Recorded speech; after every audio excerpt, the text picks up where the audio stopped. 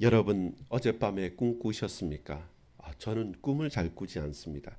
좀 깊이 자야 되는데 깊이 못 자서 그런지 여러 가지 꿈을 꾸는 거에 대한 과학자들의 연구도 많습니다. 근데 오늘 본문은 모든 꿈이 하나님이 주신 꿈이나 모든 꾸는 꿈을 하나님께서 해석해 주셔야 된다는 것을 말하지 않습니다.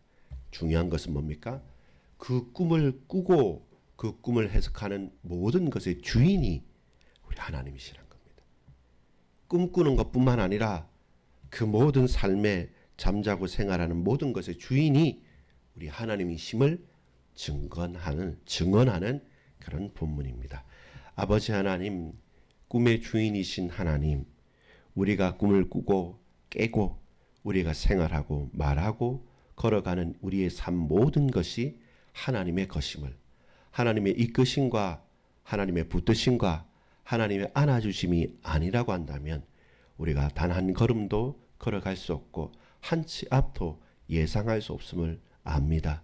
주여 우리를 붙들어 주시고 하나님께서 주인이 되셔서 세밀하게 역사해 주옵소서. 겸손히 주님의 말씀에 순종하며 엎드리며 그 복음을 선택하고 고백할 수 있는 하나님의 사람으로 쓰임받게 하옵소서.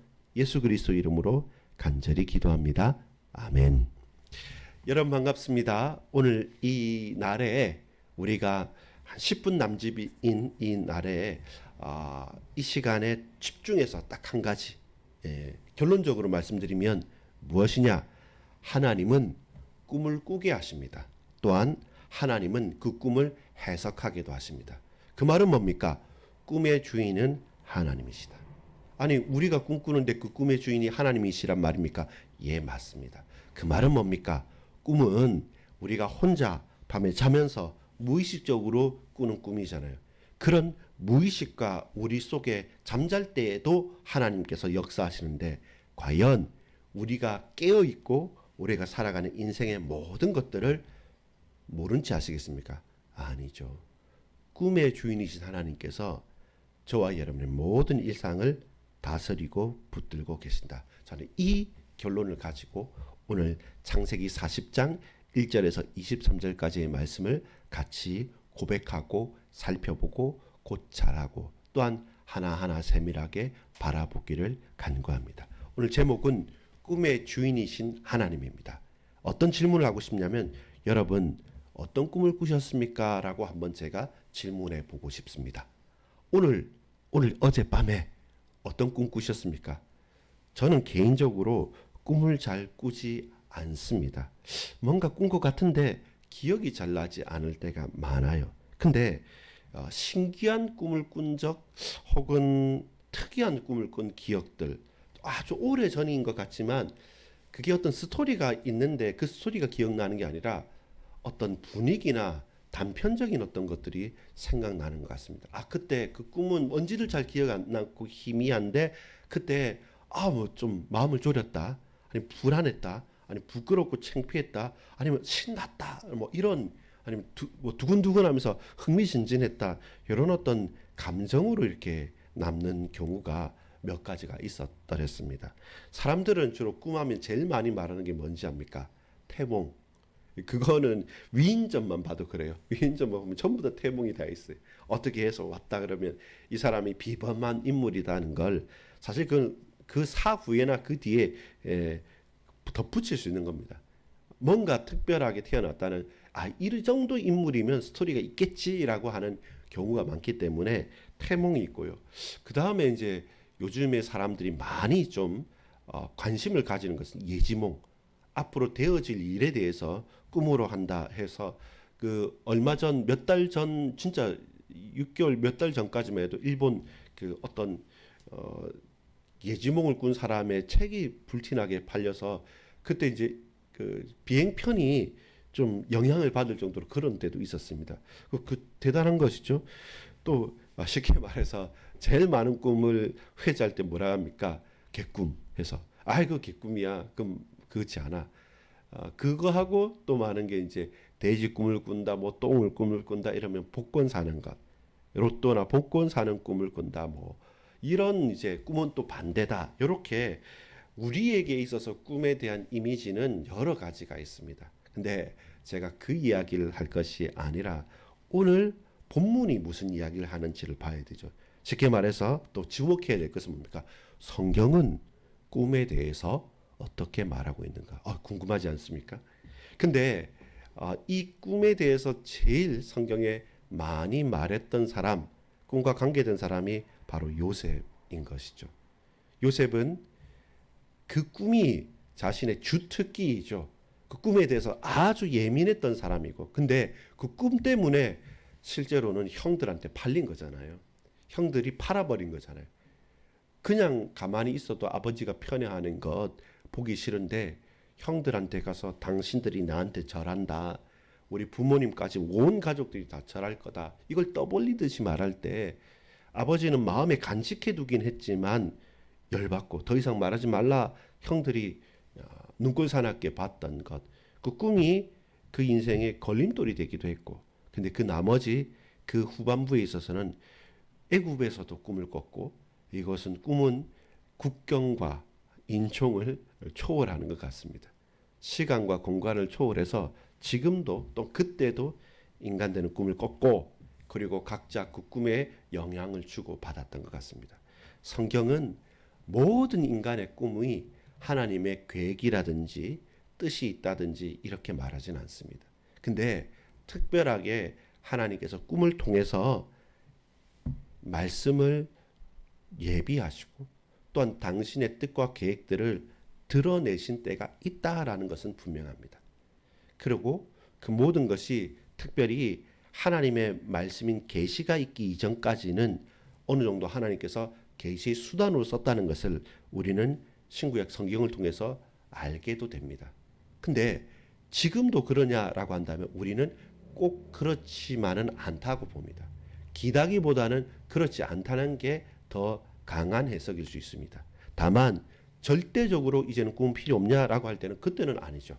그때는 우리는 모르는 겁니다. 다만 하나님의 말씀이 우리에게 주어지기 전까지 주어지는 과정과 그 계획 속에서 하나님께서 꿈을 통해서 당신의 메시저, 당신의 메시지와 당신의 뜻을 전달하기도 하셨다. 특별히 요셉에게는 더더욱 그렇겠죠. 요셉에게는. 자, 그런 것을 우리가 알고 그러면 지나칠 것은 아니고 성경에 기록된 꿈 이야기는 우리가 주목해 볼 필요가 있다는 것입니다. 여러분은 어떤 꿈을 꾸십니까? 다시 한번 물어봅니다. 그리고 수많은 꿈에 대한 연구나 내용이 있지만 그거에 대한 결론은 확실히 모르겠다는 겁니다.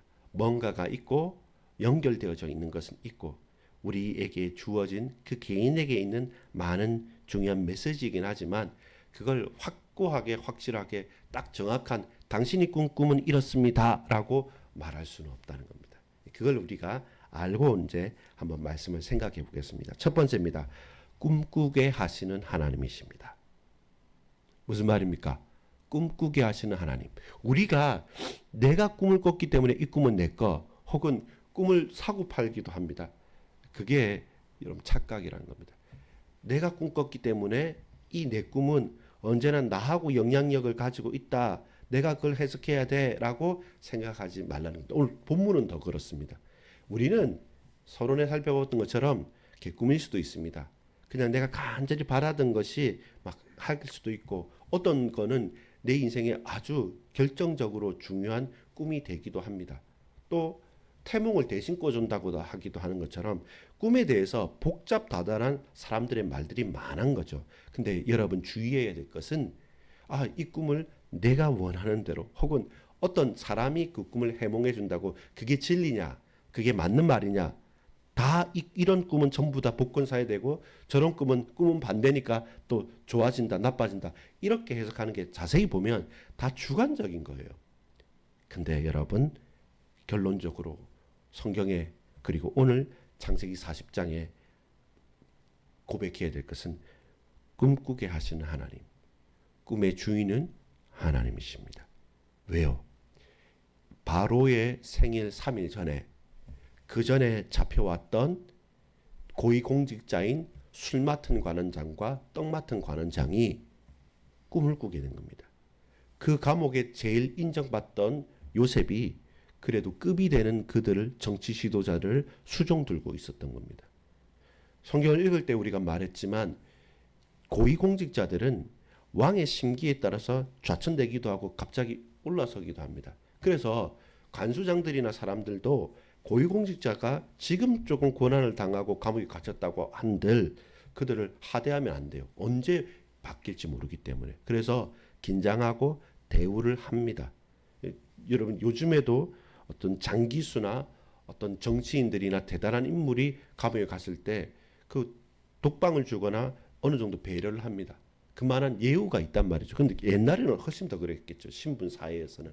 근데 거기에 수종을 든 사람 누구를 하겠습니까? 간수장이 봤을 때는 요셉이 최고다라고 해서 요셉이 수종을 들게 됐고, 그리고 요셉이 그들의 낯빛을 예민하게 살피게 됩니다. 근심해 있으니까 묻습니다. 4절에 보면 아침에 요셉이 들어가 보니 그들에게 근심의 빛이 있는지라. 7절 요셉이 그 주인의 집에 자기와 함께 갇힌 바로의 신하들에게 묻되 어찌하여 오늘 당신의 얼굴에 근심의 빛이 있나이까. 예민한 사람이에요. 그리고 살폈다는 겁니다.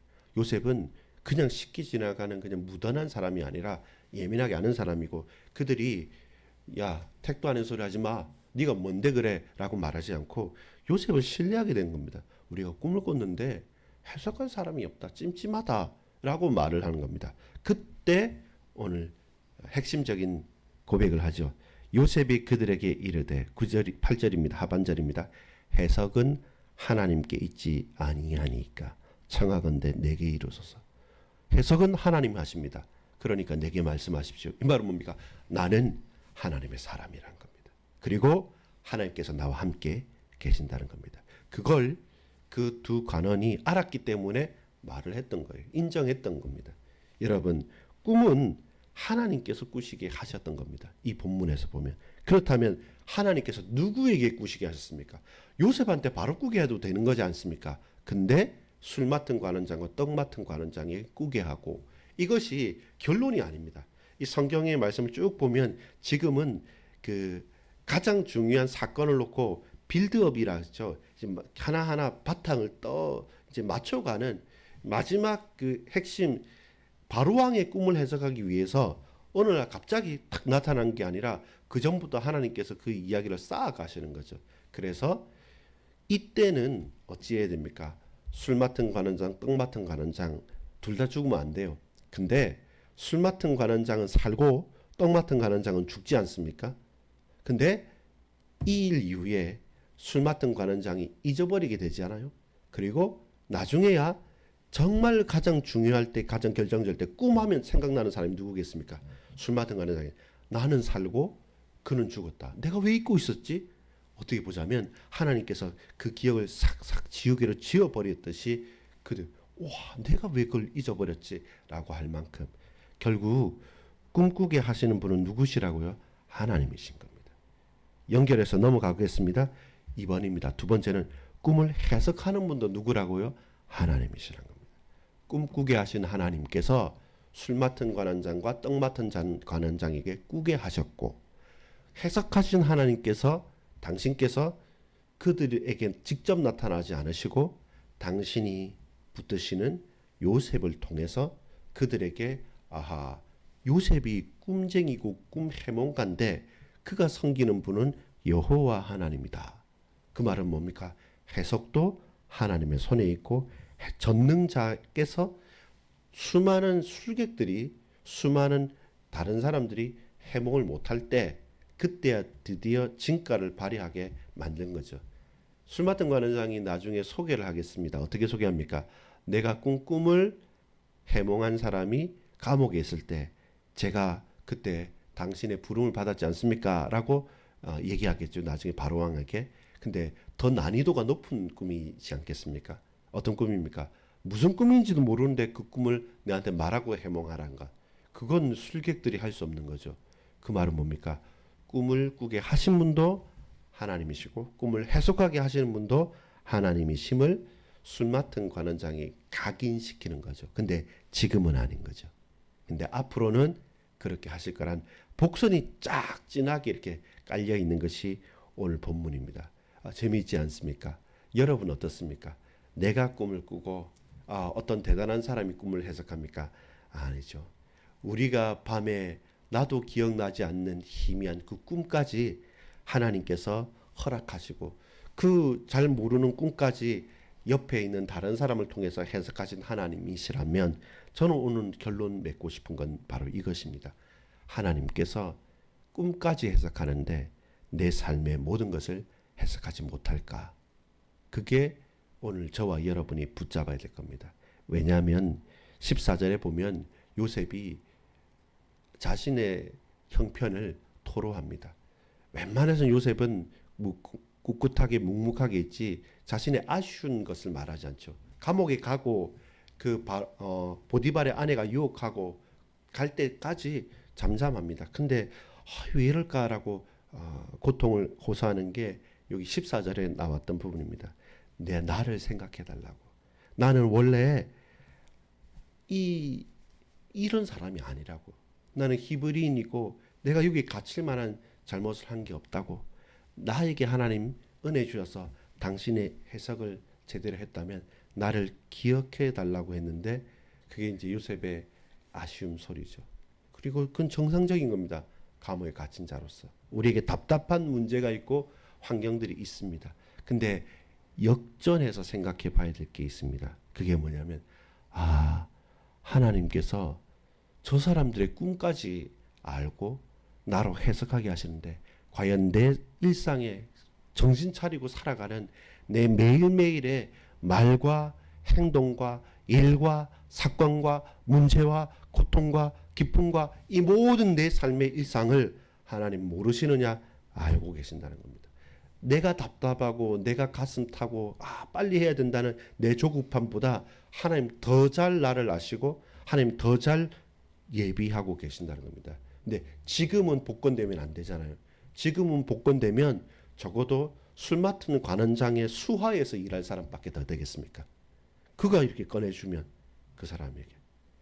아니 그 전에 보디발 장군 집에도 있었고 누구에게도 꿀리는 사람 아닙니다. 근데 네가 등용돼야 될 때는 1인 지상 만인 지하인 왕 바로 밑에서 해야 된다면 왕의 꿈을 해석해야 되는 것이죠. 이것이 우리가 지금 이 본문으로는 볼 수 없지만 저와 여러분은 알 수 있는 게 아니겠습니까? 그렇게 우리의 시간을 우리의 때를 찾아가시기를 간구합니다. 여러분 꿈까지 해석하신 하나님, 꿈까지 꾸게 하신 하나님, 그 꿈의 주인이신 하나님 과연 저와 여러분의 일상을 모르실까요? 놓쳐버릴까요? 핵심과 중심은 뭡니까? 더뎌 보이고 조급해 보이지만 하나님의 때에 하나님께서 이루실 겁니다.